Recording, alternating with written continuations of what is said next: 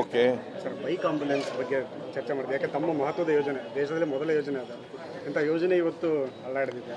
ಇವತ್ತು ನಾವು ನಮ್ಮ 108 ಸರ್ಕಾರಿ ಮತ್ತು 108 ಆ್ಯಂಬುಲೆನ್ಸ್ ಅದು ಸರಿಯಾದ ಸಮಯದಲ್ಲಿ ಇರಬೇಕು, ಸ್ವಚ್ಛತೆ ಇರಬೇಕು ಮತ್ತು ಎಲ್ಲ ಅದರ ಡ್ರೈವರ್ ಮತ್ತು ನರ್ಸಸ್ಗಳು ಇರಬೇಕು ಮತ್ತು ಪ್ರಯೋಜನ ಆಗುವ ರೀತಿಯಲ್ಲಿ ಒಂದು ಉನ್ನತ ಮಟ್ಟದ ನಮ್ಮ ಸಭೆ ನಾನು ಕರೆದಿದ್ದೇನೆ. ಅದು ನಮ್ಮ ಇಲಾಖೆಯಲ್ಲಿರುವಂಥ ಅದು ನೋಡಿಕೊಳ್ಳುವಂಥ ಅಧಿಕಾರಿಗಳು, ನಮ್ಮ ಸೆಕ್ರೆಟರಿ, ಫೈನಾನ್ಸ್ ಮತ್ತು ಮುಖ್ಯಮಂತ್ರಿಗಳ ಕಾರ್ಯದರ್ಶಿ ಮತ್ತು ಅದನ್ನು ನಡೆಸುತ್ತಿದ್ದಂಥ ನಮ್ಮ ಈ ಜೀವಿಕೆ ಸಂಸ್ಥೆಗಳು ನಾವೆಲ್ಲ ಕ್ರೋಢೀಕರಿಸಿಕೊಂಡು ಒಂದು ತಂಡವಾಗಿ ಕೆಲಸ ಮಾಡಿ ಹೇಗೆ ಮಾಡಬೇಕಂತ ತಗೊಳ್ತೇವೆ. ಮತ್ತು ಬೈಕ್ ಆಂಬುಲೆನ್ಸನ್ನು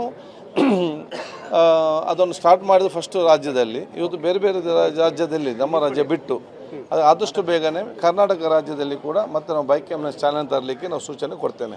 ಯಾವಾಗಿಂದ ಆಗುತ್ತೆ ಸರ್? ಅದು ಇವತ್ತು ಸೂಚನೆ ಕೊಟ್ಟು ಚರ್ಚೆ ಮಾಡಿ ಅದರಲ್ಲಿ ಟೈಮ್ ತಗೊಳ್ತದೆ. ಬೆಂಗಳೂರಿಗೆ ತುಂಬಾ ಅವಶ್ಯಕತೆ ಇದೆ ಸರ್, ಟ್ರಾಫಿಕ್ ಜಾಮ್ ಇರೋದ್ರಿಂದ, ತುಂಬಾ ಸಮಸ್ಯೆ ಇರೋದ್ರಿಂದ ಪ್ರಾಥಮಿಕವಾಗಿ ಚಿಕಿತ್ಸೆ ಕೊಟ್ಟು ಏನಾದ್ರು ಅಪ್ಗ್ರೇಡ್ ಮಾಡುವಂತ ಚಾನ್ಸಸ್ ಇದೆ ಬೈಕ್ ಆಂಬುಲೆನ್ಸ್. ನಾನು ಇದು ಚರ್ಚೆ ಮಾಡಿ ತೀರ್ಮಾನ ತಗೊಂಡು ನೋಡ್ತೇನೆ ಅದನ್ನು ಯಾವ ರೀತಿ ಮಾಡ್ಬೋದು ಅಂತೇಳಿ. Thank you. ಇನ್ನೊಂದು ಪ್ರೈವೇಟ್ ಕೂಡ ಸಭೆ ನಡೀತಾ ಇದೆ. ಯಾಕೆ ನಾವು ಈಗ ಆಯುಷ್ಮಾನ್ ಏನಿದೆಯಾ ಅದರ ಬಗ್ಗೆ ನಮ್ಮಲ್ಲಿ ಬಹಳ ಸ್ಪಷ್ಟತೆ ನಾವು ಆಸ್ಪತ್ರೆಗಳನ್ನು ತಿಳಿಸಬೇಕಾಗ್ತದೆ. ಯಾಕಂದರೆ ಯಾರು ಕೂಡ ಎಲ್ಲರಂತಲ್ಲ, ಕೆಲವರು ಫ್ರೀ ಟ್ರೀಟ್ಮೆಂಟ್ ಆದರೂ ಕೂಡ ಹೆಚ್ಚುವರಿಯಾಗಿ ದುಡ್ಡು ತಗೊಳ್ತಾರೆ, ಭಾಳಷ್ಟು ಕಂಪ್ಲೇಂಟ್ ಬರ್ತದೆ. ಮತ್ತು ಅವರ ಸಮಸ್ಯೆಯನ್ನು ಕೇಳಬೇಕು, ಜನರ ಸಮಸ್ಯೆ ನಮಗೆ ಮಾಹಿತಿ ಇದೆ ಅದನ್ನು ಅವ್ರಿಗೆ ತಿಳಿಸಬೇಕು. ಅಪ್ಗ್ರೇಡ್ ಮಾಡಿ ಅಂತ ಕೇಳ್ತಿದ್ದಾರೆ. ಅದು ನೋಡುವ ಯಾವ ರೀತಿ ಚರ್ಚೆ ಮಾಡಿ ಮಾಡ್ತೇವೆ ಅದಕ್ಕೆ. ಆಯಿತು, ಓಕೆ ಸರ್, ಬೈಕ್ ಆಂಬುಲೆನ್ಸ್ ಬಗ್ಗೆ ಚರ್ಚೆ ಮಾಡಿದೆ. ಯಾಕೆ ತಮ್ಮ ಮಹತ್ವದ ಯೋಜನೆ, ದೇಶದಲ್ಲಿ ಮೊದಲ ಯೋಜನೆ ಅದು. ಇಂಥ ಯೋಜನೆ ಇವತ್ತು ಅಲ್ಲಾಡಿದೆ. ಇವತ್ತು ನಾವು ನಮ್ಮ 108 ಸರ್ಕಾರಿ ಮತ್ತು 108 ಆ್ಯಂಬುಲೆನ್ಸ್ ಅದು ಸರಿಯಾದ ಸಮಯದಲ್ಲಿ ಇರಬೇಕು, ಸ್ವಚ್ಛತೆ ಇರಬೇಕು ಮತ್ತು ಎಲ್ಲ ಅದರ ಡ್ರೈವರ್ ಮತ್ತು ನರ್ಸಸ್ಗಳು ಇರಬೇಕು ಮತ್ತು ಪ್ರಯೋಜನ ಆಗುವ ರೀತಿಯಲ್ಲಿ ಒಂದು ಉನ್ನತ ಮಟ್ಟದ ನಮ್ಮ ಸಭೆ ನಾನು ಕರೆದಿದ್ದೇನೆ.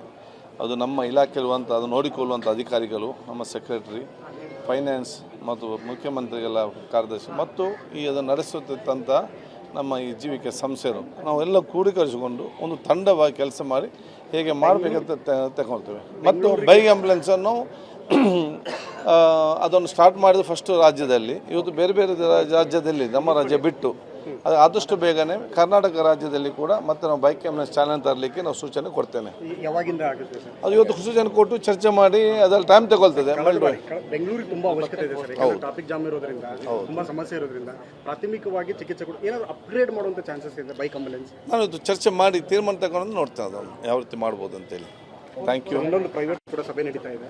ಯಾಕೆ ನಾವು ಈಗ ಆಯುಷ್ಮಾನ್ ಏನಿದೆಯಾ ಅದರ ಬಗ್ಗೆ ನಮ್ಮಲ್ಲಿ ಬಹಳ ಸ್ಪಷ್ಟತೆ ನಾವು ಆಸ್ಪತ್ರೆಗಳನ್ನು ತಿಳಿಸಬೇಕಾಗ್ತದೆ. ಯಾಕಂದರೆ ಯಾರು ಕೂಡ ಎಲ್ಲರಂತಲ್ಲ, ಕೆಲವರು ಫ್ರೀ ಟ್ರೀಟ್ಮೆಂಟ್ ಆದರೂ ಕೂಡ ಹೆಚ್ಚುವರಿಯಾಗಿ ದುಡ್ಡು ತಗೊಳ್ತಾರೆ, ಭಾಳಷ್ಟು ಕಂಪ್ಲೇಂಟ್ ಬರ್ತದೆ. ಮತ್ತು ಅವರ ಸಮಸ್ಯೆಯನ್ನು ಕೇಳಬೇಕು, ಜನರ ಸಮಸ್ಯೆ ನಮಗೆ ಮಾಹಿತಿ ಇದೆ ಅದನ್ನು ಅವ್ರಿಗೆ ತಿಳಿಸಬೇಕು. ಅಪ್ಗ್ರೇಡ್ ಮಾಡಿ ಅಂತ ಕೇಳ್ತಿದ್ದಾರೆ. ಅದು ನೋಡುವ ಯಾವ ರೀತಿ ಚರ್ಚೆ ಮಾಡಿ ಮಾಡ್ತೇವೆ ಅದಕ್ಕೆ. ಆಯಿತು.